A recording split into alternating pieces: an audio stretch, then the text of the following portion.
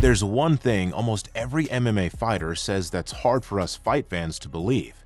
Cutting weight is harder than the fight itself.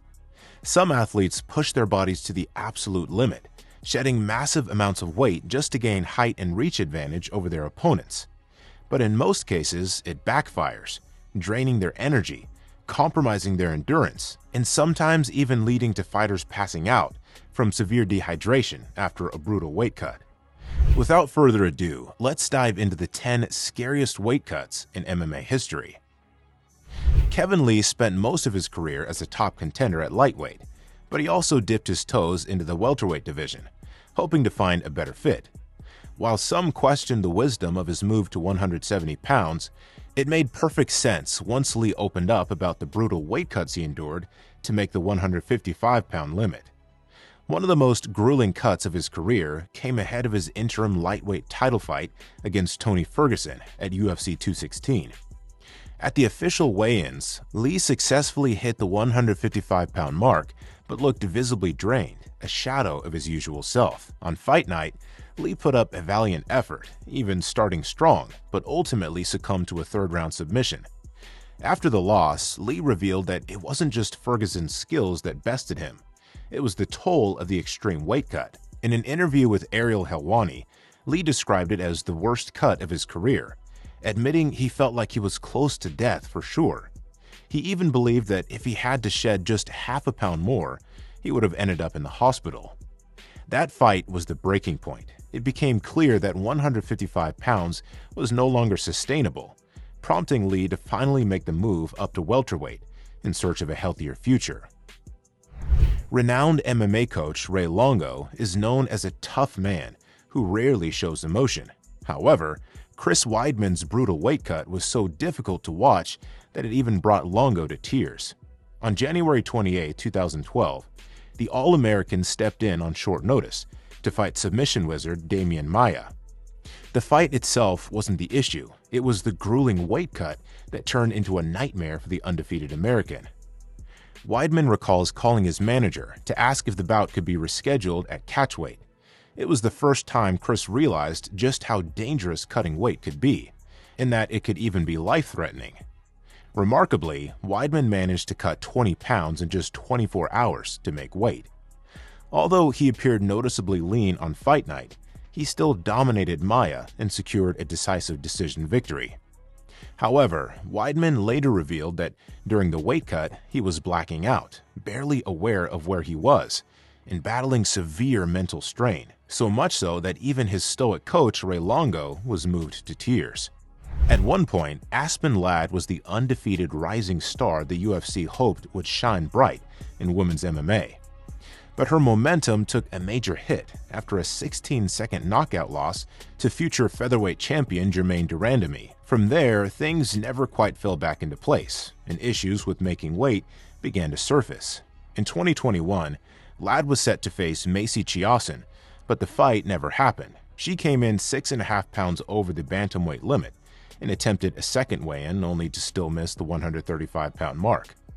What made the situation even more concerning was the state she was in. Ladd appeared frail, visibly shaking, and barely able to stand on her own.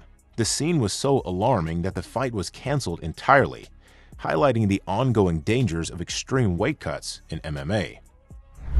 Yoel Romero found himself stuck in a weight class limbo during his UFC career. Too big for middleweight, yet a bit undersized for light heavyweight. The Soldier of God ultimately settled on the 185-pound division, but it came with a price, shedding a significant amount of weight before every fight.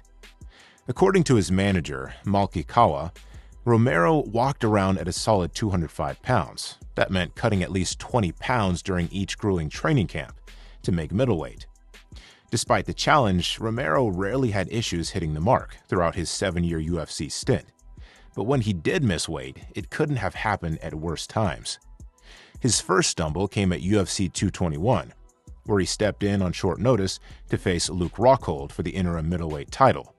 With limited prep time, Romero missed the 185-pound limit, stripping him of the chance to win the belt. Despite the setback, the Cuban powerhouse still delivered a highlight reel knockout of Rockhold, proving why he's one of the most dangerous men in the division. That performance earned him another crack at gold, this time against undisputed champ Robert Whittaker at UFC 225. But once again, fate wasn't on his side. Romero missed weight, and with it, his shot at the title slipped away a second time. After successfully defending his bantamweight title against rival Cody Garbrandt, TJ Dillashaw had his eyes set on history, a second title. But to achieve champ status, he needed to conquer new territory, the flyweight division, and its reigning king, Henry Cejudo. The challenge? Cutting down to 125 pounds. Fans and experts alike were skeptical. Dillashaw was already shredded at bantamweight, and dropping an extra 10 pounds seemed like mission impossible. But TJ was determined to make it happen, no matter the cost. When Dillashaw stepped on the scale, it was clear the journey had taken its toll. Gaunt and depleted, he looked like a man who had been stranded on a desert island for months, yet he made weight, and the fight was officially on. Unfortunately for Dillashaw, the scales weren't the only thing working against him. Once the cage door closed, Henry Cejudo wasted no time proving that 125 was no place for TJ. The messenger blitzed the bantamweight champ, finishing him with a first-round TKO that left no room for debate. The UFC has made several attempts to break into the Asian MMA market, but despite their efforts, one championship remains the dominant force on the continent. One such attempt came in 2017, with UFC Fight Night 117 in Japan. Among the fighters slated for the event was Japanese veteran Mizuto Hirota, set to face Charles Rosa, but Hirota never made it to the octagon. His weight cut turned into a disaster, leaving him visibly drained and struggling just to step off the scale. After bowing to the Japanese crowd, Hirota's condition worsened. He could barely stand upright, moving so slowly and with such effort that it became clear something was seriously wrong. Concerned for his safety, the UFC's medical team stepped in and pulled him from the fight, declaring him unfit to compete. Hirota's experience served as a stark reminder of the dangers of extreme weight cutting, a gamble that, in this case, nearly cost him more than just a fight. When the UFC matchmakers booked Islam Makhachev against Alexander Volkanovski, much of the conversation centered around the size difference between the towering Russian and the reigning featherweight champion. Makhachev is enormous for the 155-pound division, with many even calling him a welterweight cutting to lightweight. His history of tough weight cuts only added to the concern, leading into the Volkanovski fight, and his weigh-in didn't ease anyone's worries. Makhachev looked visibly drained, sunken, and gaunt as he stepped onto the scale, drawing concern even from the likes of Michael Bisping. But what truly stood out was the haunting image of Makhachev staring blankly ahead, tears rolling down his cheeks. Despite the terrifying scene, the Dagestani grappler made weight, but that moment was a stark reminder of the dangers of extreme weight cuts and just how taxing the sport can be on a fighter's body.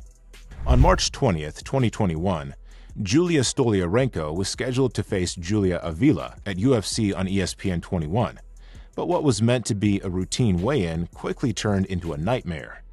The Lithuanian fighter later revealed that while she didn't have a bad weight cut, she mismanaged it, which ultimately led to a horrifying scene at the official weigh-ins. As Stoliarenko stepped onto the scale, things took a dangerous turn. The first sign of trouble came when Stoliarenko stumbled backward and collapsed, crashing to the floor with a thud, only held up by a signage behind her. She remained down for about 2.5 minutes, while UFC officials and Nevada Athletic Commission members rushed to her side, tending to her with great concern. After a brief recovery, the decision was made to allow Stoliarenko to attempt the weigh-in again. This time, she managed to make weight, coming in at 135.5 pounds. But the danger wasn't over. As she stood back up, Stoliarenko fainted a second time. She dropped to the ground, this time losing consciousness completely and beginning to convulse. The scene was nothing short of terrifying, with officials rushing to stabilize her. It wasn't until moments later that she regained her senses, though she was swiftly taken off on a stretcher to receive medical attention. It's no secret that lightweight legend Khabib Nurmagomedov has tipped the scales far beyond 155 pounds, outside of fight camp. In fact, teammates and trainers have admitted that the Eagle walks around at a hefty 190 pounds when he's not preparing for battle. These days, in retirement, he might even be eye-to-eye with his friend Daniel Cormier in the size department. But back in his fighting days, Khabib's weight management struggles nearly derailed one of the most anticipated matchups in UFC history. At UFC 209, the UFC tried for the third time to book him against Tony Ferguson. Unfortunately, disaster struck on the morning of the weigh-ins. Severe dehydration and crippling liver pain sent Khabib straight to the hospital, forcing the fight to be cancelled yet again. Thankfully, Khabib eventually found a way to manage his weight and went on to dominate the lightweight division, capping off an undefeated career before retiring in 2020 as one of the greatest champions in UFC history. To say that Darren Till was a giant in the welterweight division is an understatement. According to Till's coaches and teammates, the gorilla walks around at a whopping 210 pounds when he's not in camp. That's already a massive weight for a middleweight fighter who needs to drop down to 185 pounds for fight night. When you consider that Till was originally competing at 170 pounds, well, that makes his weight-cutting struggles even more daunting. In fact, Till's weight-cutting woes were glaringly obvious early in his UFC career. One of the most infamous instances came when he fought Stephen Wonderboy Thompson at UFC Fight Night 130. Despite his best efforts, the Englishman missed the welterweight limit by 3.5 pounds. The fact that it wasn't due to a lack of effort is evident in leaked footage showing a miserable, suffering Till